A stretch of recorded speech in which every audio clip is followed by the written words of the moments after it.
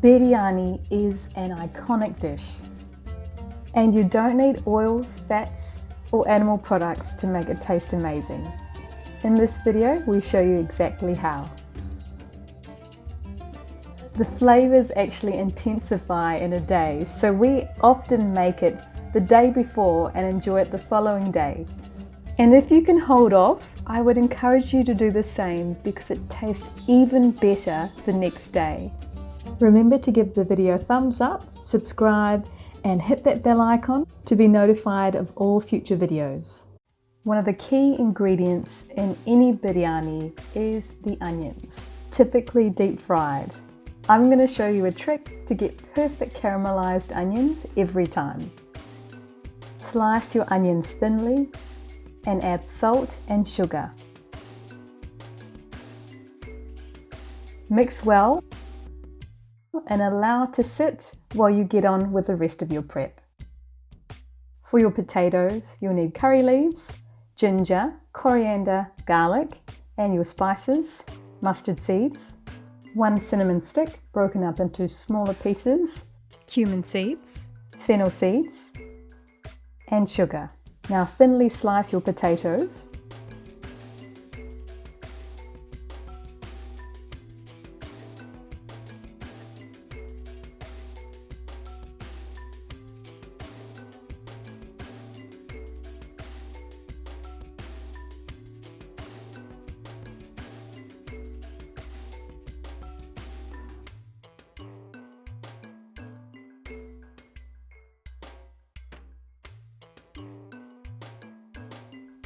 Add all of your ingredients and massage into the potatoes. I find it easier to use my hands for this process. This way, you ensure that you get each of the pieces of potato coated in all those spices.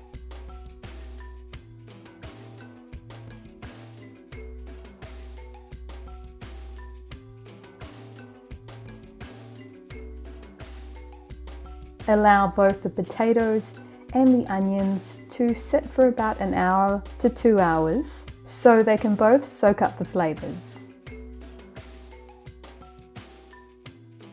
After that time, the onions become nice and soft and will have released some liquid.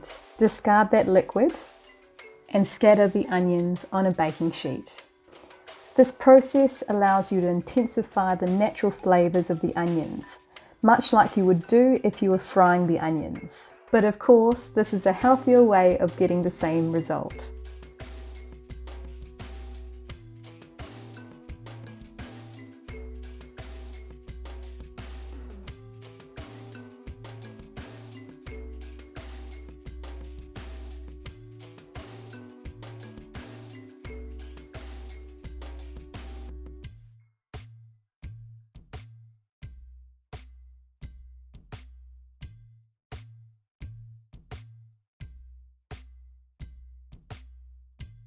Do exactly the same with your potatoes.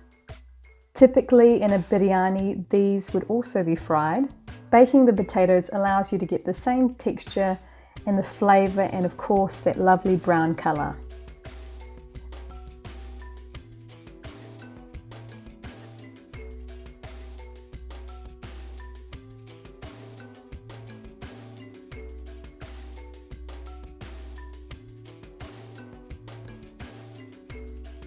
Preheat your oven to 140 degrees Celsius or 284 degrees Fahrenheit.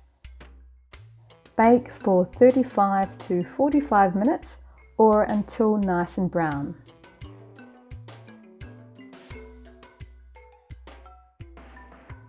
This is the texture and the look we're after. Brown and crispy. You can take the onion slightly over into a slightly darker brown if you wish, but of course it will be more bitter as well.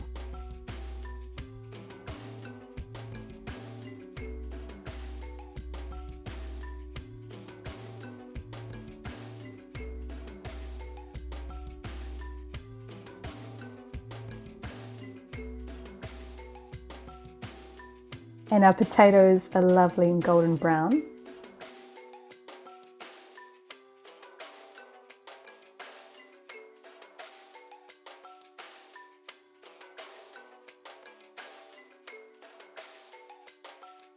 And now we're ready for assembly. For your spices, you'll need coriander powder, turmeric, cumin powder, garam masala, and salt to taste. Then you'll need frozen peas and rice, which I've rinsed through in cold water. Add your spices and your salt and mix well.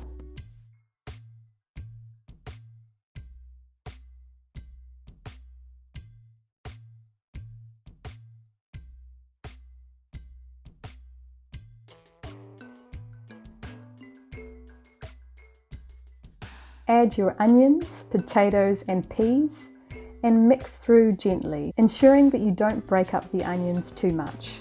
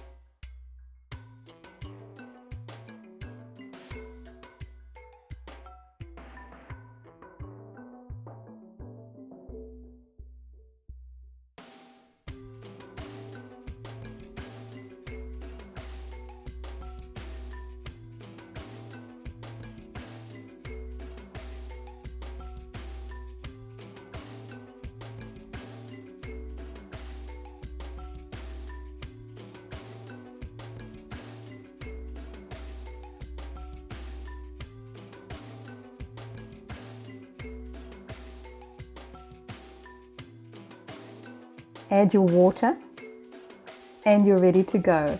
I prefer cooking my rice and my biryani dishes in my rice cooker.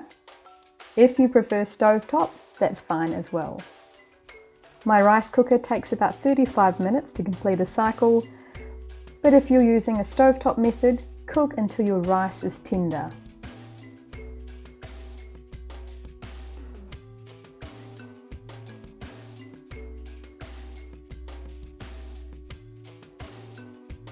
I've just sprinkled some pomegranate seeds on top and a little bit of coriander. All of our recipes are vegan, oil-free and gluten-free.